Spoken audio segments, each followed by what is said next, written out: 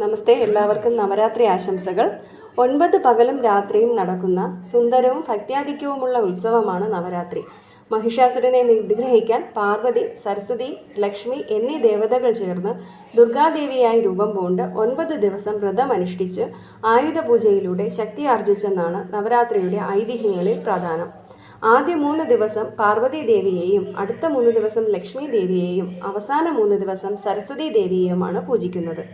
കേരളത്തിൽ നവരാത്രി ആയുധപൂജയുടെയും വിദ്യാരംഭത്തിൻ്റെയും സമയമാണ്. അഷ്ടമി നാളിൽ എല്ലാവരും പണിയായുധങ്ങൾ പൂജ വയ്ക്കുന്നു. മഹാനവമി ദിവസം മുഴുവൻ പൂജ ചെയ്ത ശേഷം വിജയദശമി ദിവസം കുട്ടികളെ എഴുത്തിനിരുത്തുന്നു.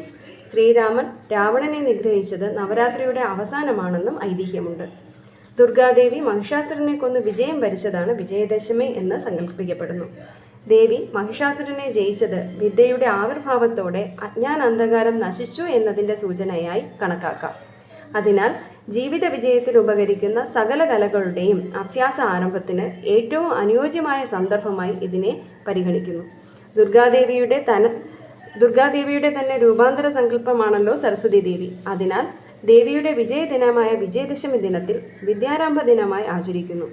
യോദ്ധാവ് തൻ്റെ ആയുധങ്ങളും സാഹിത്യകാരൻ തൻ്റെ ഗ്രന്ഥങ്ങളെയും തൂലികയെയും സംഗീതജ്ഞൻ സംഗീത ഉപകരണങ്ങളും ദേവിയുടെ പാദത്തിൽ സമർപ്പിച്ച് പൂജിച്ച ശേഷം വിജയദശമി ദിനത്തിലെ ശുഭമുഹൂർത്തത്തിൽ പ്രാർത്ഥനാപൂർവ്വം അവ തിരികെ എടുക്കുന്നു.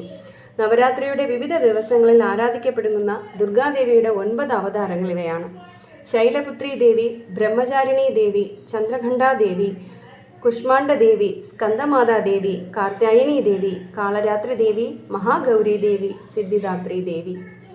വീഡിയോ ഇഷ്ടമായാൽ സബ്സ്ക്രൈബ് ചെയ്യുക. നമസ്തേ.